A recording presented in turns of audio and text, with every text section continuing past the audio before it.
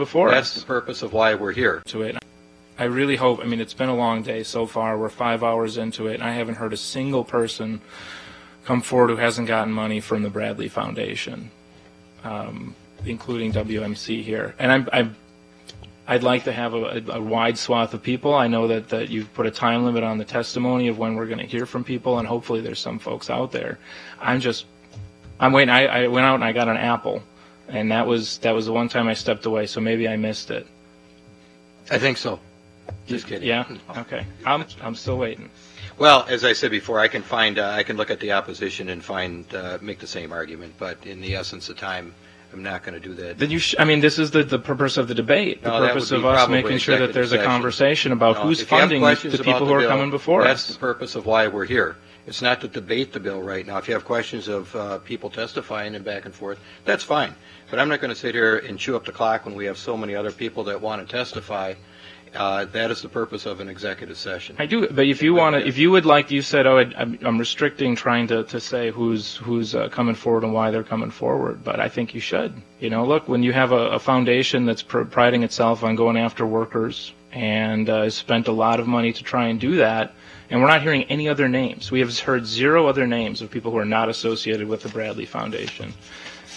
Even Leader Fitzgerald came forward and couldn't give us a single name. I think, and we're 5 hours into it. I'm really trying to figure out why we're here today, if there's just one organization that's pushing for this. Do you have any other questions of the people that testified? I'm not testifying. Okay, I'll thank wait you. to hear who comes up. Yes, Senator? I have one question. During Act 10, did you have businesses that supported Act 10? We did, yes. And did those businesses, when they supported Act 10, get targeted by groups? Do you think that might be a reason why they don't step forward because of right to work?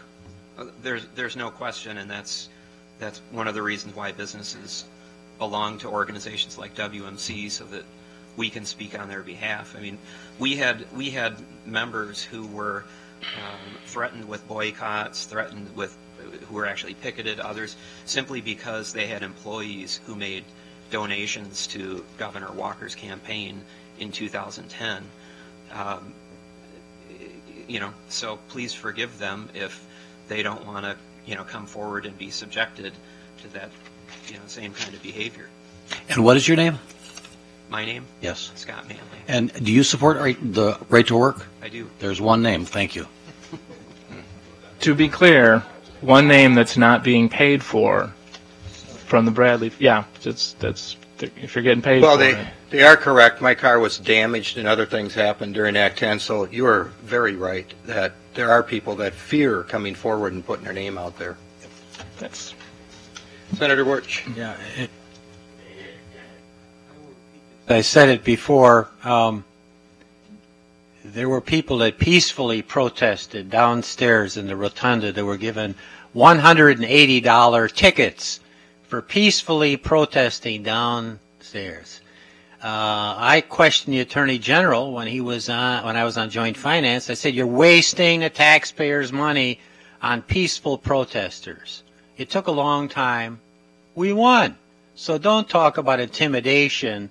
This administration was doing it to peaceful protesters right downstairs, and they lost according to the Court of Appeals.